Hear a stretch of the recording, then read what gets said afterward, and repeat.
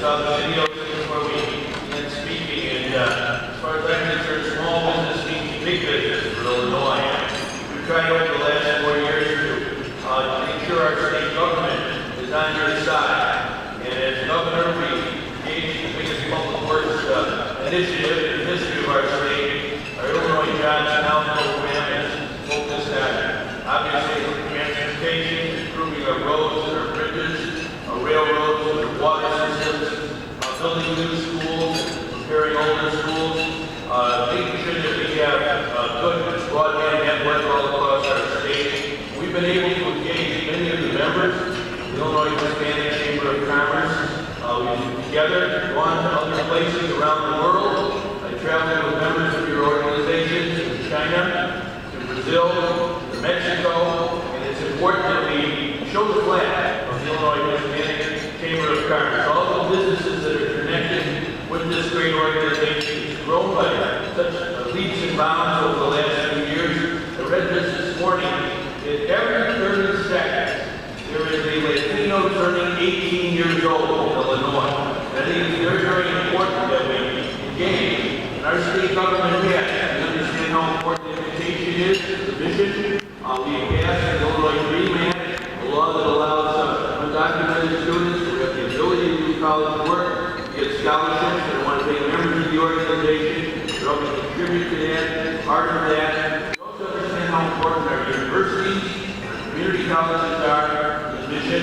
I want to thank Omar Ruke for serving on the board of Northeastern University, very important university in our state. I think it's also important that we understand that working together with our financial institutions is vital to your success. I used to be the state treasurer of Illinois some years ago, and you can't have capitalism without capital. And so it's so inspiring to see our financial institutions realize that it's important to engage with businesses, smaller businesses, to mentor them, help them with their access to credit. The word credit, Latin, means to believe. And we believe in our Hispanic businesses across the state of Illinois. There's lots of vitality, energy, and growth in our state. About 25% of the students in grammar school and high school today are Latino students. They are our future. We have to make sure we take good care of their future. We also understand how important it is to have immigration reform in our country. And we're very committed to that in our state of Illinois. We want to be leaders in showing the federal government that this is a vital part of reform in America in the 21st century.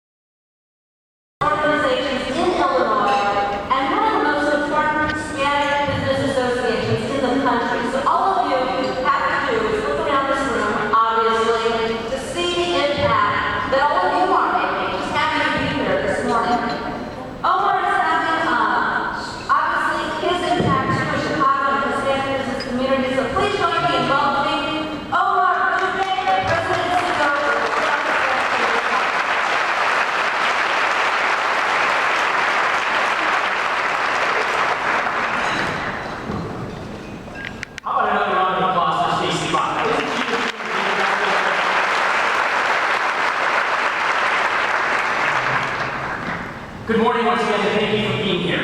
Thank you for all of your support. And on behalf of the Illinois Hispanic Chamber of Commerce, welcome to the 10th annual Make the Connection Hispanic Business Expo. He already did this, but I want to take a minute to recognize the leadership of the IHCC Board of Directors. Our board members serve on a volunteer basis and make significant investment of their time and also of their own money for IHCC because they believe in the work that we do. I won't go and name them because Pier already did, but I do want to note that we're proud to be one of the only Hispanic chambers in the country whose board of directors is comprised exclusively of Hispanic-owned businesses. Please join me in recognizing their service.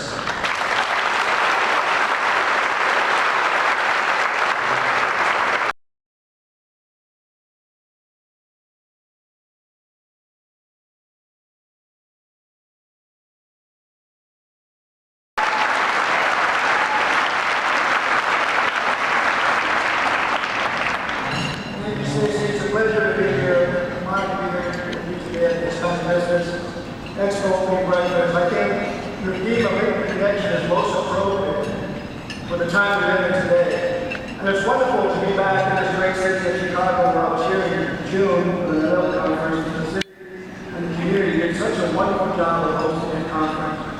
For the few minutes I have with you today, I'd like to talk about supply diversity at AT&T and doing business with AT&T.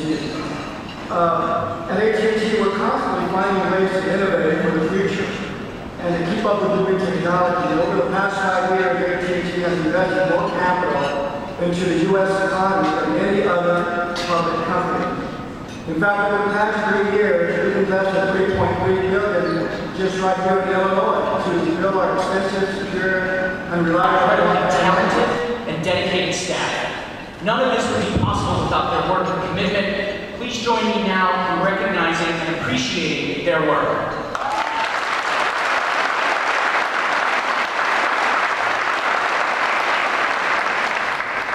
Today is about celebrating our work and making connections for new business opportunities and growth.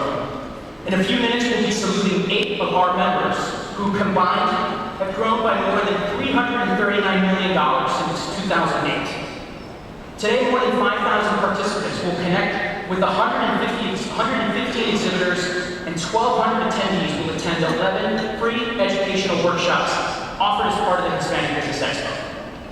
But this morning, I want to talk about why I think the work we do at the Illinois Hispanic Chamber of Commerce, the work that many of you support, why that work is so critical, and what's at stake. The Hispanic, but those numbers, I believe, fail to tell the true story. And more importantly, they keep us from considering how the future of our country lay in the balance. According to census figures, Hispanic households still earn 1/3 less than non-Hispanic white families. And a study released this week shows that almost 20% of Hispanic workers are underemployed. In education, though high school completion rates continue to improve, Hispanics still lag significantly in higher educational attainment, something we know is a key indicator for future earning potential. 1/3 of the U.S. population by 2050. Potentially, 1/3 of our country undereducated, underemployed. Ladies and gentlemen, the future is up to us. Whether the rest of America cares to acknowledge it, the future of our country depends on which direction we go.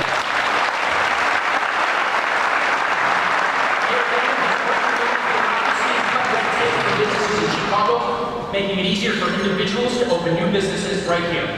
The mayor was instrumental in helping bring Goldman Sachs' 10,000 Small Business Initiative to Chicago, and IACC is proud to partner with Goldman Sachs to help small businesses grow right here.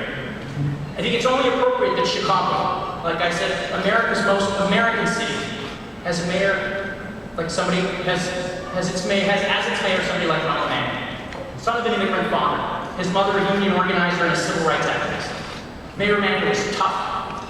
He's driven, and he's the embodiment of what it means to be a Chicagoan. But most importantly, he's had the courage to make some tough choices. Sometimes unpopular, but tough.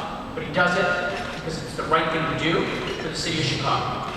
I, for one, am proud to call him my mayor. Please join me in welcoming Mayor Romanek.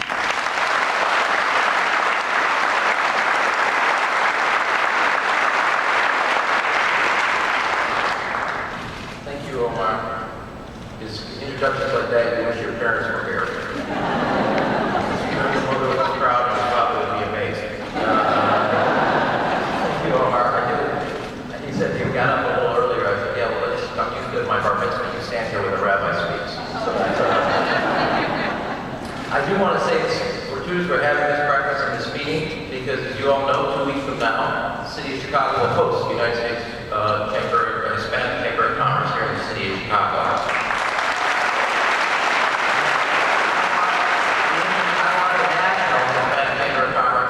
What I see about the city of Chicago and the state of Illinois and what we do to embrace our future. Where other states have taken a different direction, the city of Chicago, as Omar has noted, is the most American of American cities because we welcome immigrants to our city. That has been our history and it will be our future. And it's also a city that they're here because I don't know if anybody noticed this last week, there was a report